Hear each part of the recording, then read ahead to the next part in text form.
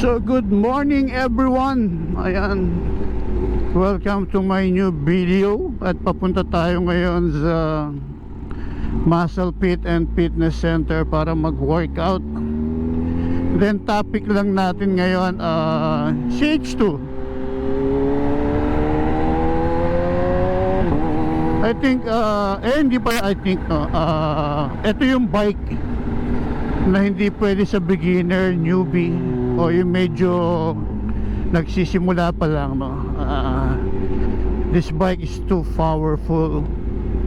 Yung throttle control niya, kung hindi ka sanay, itatapong ka nito. Sobrang lakas itong bike na to. Kahit isang taon ko na rin gamit to, no? Minsan may gulat factor pa rin para sa akin. Sobrang lakas niya.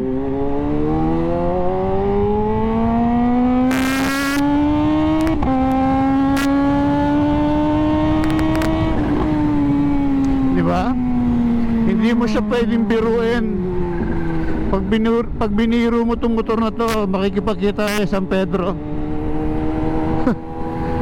Papatayin ka nitong bike na to.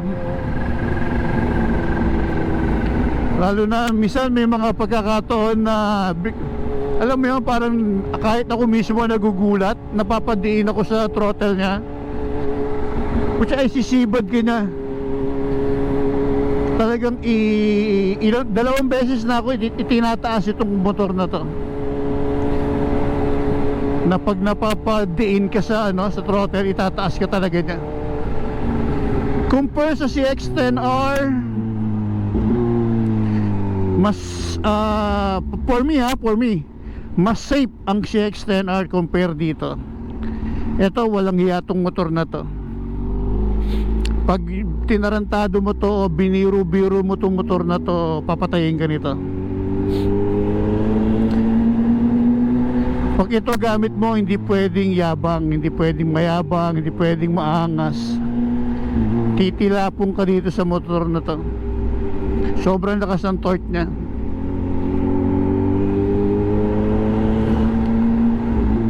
Di ba lagi ko sinasabi, riding comfort. Well, CX-10R sports bike, pagod ka talaga, mas tiis pogi ka daw, masakit sa likod. At my age, no, 51, medyo minsan dumadaing na rin ako, masakit talaga sa likod ang sports bike. Kaya ginagawa ko pag sports bike, mostly puro tambike night lang. Pero pag mga long ride yan, mga weekend ride, itong gamit ko, itong CH2.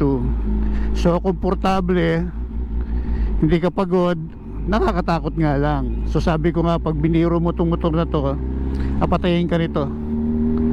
So yun nga, payo ko sa mga newbie, wag muna. Siguro stick tayo sa mga beginner bike.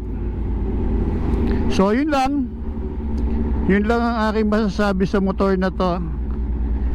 Sobrang powerful, sobrang lakas, sobrang ganda. Yun lang, pag mostly sakit niya pag medyo ilang araw mo hindi ginamit at hindi mo pinainit. Pag start mo, drain yung baterya.